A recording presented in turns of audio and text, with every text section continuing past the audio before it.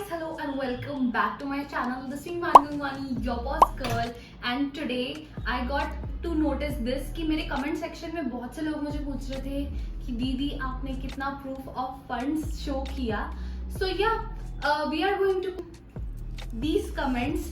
So ma'am is with me today, Shraddha Ashar ma'am, senior counselor at Versatile Academy, because I am not an expert to tell you about this. So I'm making sure that I get the authentic information by the experts themselves.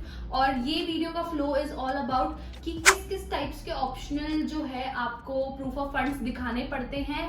मैंने कितना दिखाया जिस वजह से मुझे 19 days में visa आ गया. और हम लोग SDS, नॉन SDS, और अगर आपके पास पैसे भी हैं, सेल्फ फंडेड भी आप कर रहे हो, तो आपको एग्जैक्टली कैसे आपकी फाइल शोकेस करनी चाहिए. सो या let's begin ma'am and let's talk about कि क्या किस किस टाइप के प्रूफ ऑफ फंड्स होते हैं. So Manvi, the thing is, for SDS category, we need to show GIC amount, that is 10,000 Canadian dollar, and which usually the students they pay. And on the other side, we need to pay the student. They have to pay the entire 1 year of tuition fees. Okay. Though the student is going for either bachelor's, master's, or PG diploma program. So the GIC and the tuition fees need to be paid if you are filing under SDS. Yes, and the additional documents if you want to add, okay, so you can add a affidavit of support, the statements, parents bank statement, or you can add mutual funds, you can add FDs, or you can go ahead with ITRs too. But these all the documents are just additional document which is actually not required to show. तो मतलब मेरे को भी और हमने actually सारे student से पूछा यहाँ पे कि आपको क्या क्वेश्चंस जनरली आते हैं, और मुझे भी सेम ही क्वेश्चंस आते हैं कि कितने बच्चों के फाइल्स देख के ना बच्चे नर्वस हो जाते हैं कि यार उसने तो उसके पापा ने एक सीए की रिपोर्ट दिखाई, उसको तो वीजा ऐसे आ जाएगा. ट्रस्ट मी गाइस, कितने भी अमीर बच्चों के भी फाइल नहीं आते हैं. द ओनली थिंग इज कि बच्चे की प्रोफाइल पूरी अच्छी, एकेडमिक्स अच्छे होने चाहिए, रेलेवेंट कोर्स होना चाहिए, ये सब फैक्टर्स पे ज्यादा ये सारे factors and your SOP is mandatory. Right. Okay, so जितना भी फाइलिंग है या फिर जितना भी असेसमेंट IRCC करती है, it is only on the basis of your SOP, your academic documents and your financial documents which includes your 1 year full entire tuition fees and your GIC. तो सिंपल लैंग्वेज में Canada को सिर्फ आपके 1 year के mostly non SDS बहुत जल्दी refusal आ जाता है मैम, कि क्या लगता है आपको? नहीं, नॉन SDS कैटेगरी के स्टूडेंट्स के लिए असेसमेंट का जो पीरियड है that is too long. Okay, so sometimes the student may miss the university intake or the college intake too. Okay, so I would suggest कि अगर SDS में ही file करो वीजा तो वो बेहतर होगा. Right, and now I'll tell you कि मैंने अपनी फाइल में क्या क्या दिखाया था, because a lot of comments were on that.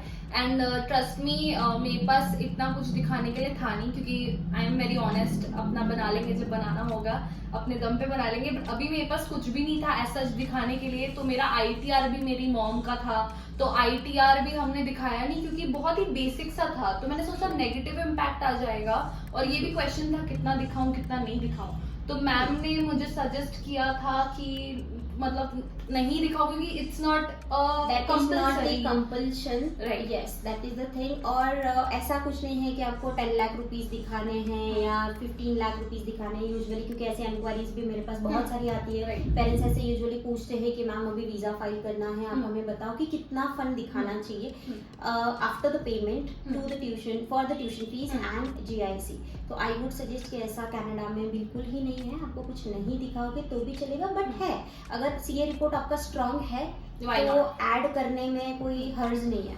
So it just makes your file more strong कि you're financially strong. वहाँ पे कुछ भी क्राइसिस हो जाए, कुछ भी हो जाए. Even now I think कि मैं रिसेशन में जा रही हूँ, तो anyways even I'll need the GIC. So वो उनकी सिक्योरिटी के लिए you will need the GIC. So let me quickly tell you मैंने क्या क्या दिखाया. I showed the GIC. I showed my affidavit of support, जिसमें ये मेरा affidavit रहा, थोड़ा blur out कर दूंगी.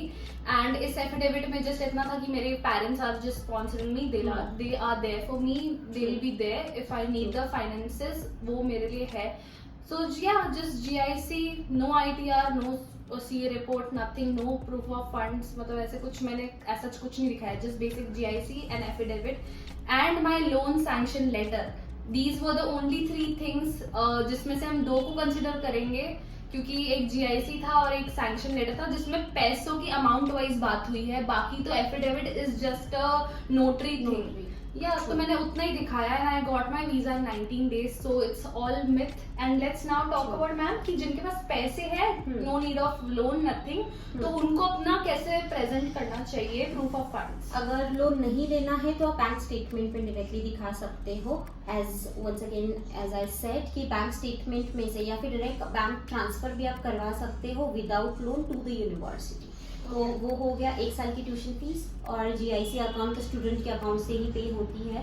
ओके, तो उसमें वापस यही है कि सी स्टूडेंट वीज़ा में ये ज़रूरी नहीं है कि आपके फंड्स कितने स्ट्रॉन्ग है। स्टूडेंट वीज़ा में ज़रूरी है आपका प्रोफाइल, एकेडमिक प्रोफाइल, एंड 1 साल की ट्यूशन फीस इस चीज़ के लिए कि अगर हम कॉलेजेस की या यूनिवर्सिटीज की बात करें तो उनको सिक्योरिटी हो जाती है कि 1 साल तो स्टूडेंट को कोई टेंशन नहीं है। 1 साल तो स्टूडेंट अपना 20 आवर्स पर वीक जॉब कर सकता है और खुद का लिविंग एक्सपेंस खुद निकाल सकता है। Right. And what do you think ma'am, जिनके बैंक में पैसे होते हैं तो उनको प्रॉपर्टीज और सबका मतलब कुछ ना कुछ एक साइंड प्रूफ देना होता है कि दे कैन, कुछ लोगों को लगता है ना कि सीए, इनफैक्ट मेरे माइंड में था कि मैं थोड़ा बहुत सीए से सेटिंग हूँ अगर तो सीए का दिखा दे, तो what do you think CA report अगर है ऑथेंटिक है, आई वुड अगेन से कि कोई भी डॉक्यूमेंट आप फेक ना दिखाए तो ही बेहतर है। अगर ऑथेंटिक है, एडिशनल डॉक्यूमेंट बोल के अगर आपने अटैच कर दिया देन दैट्स फाइन,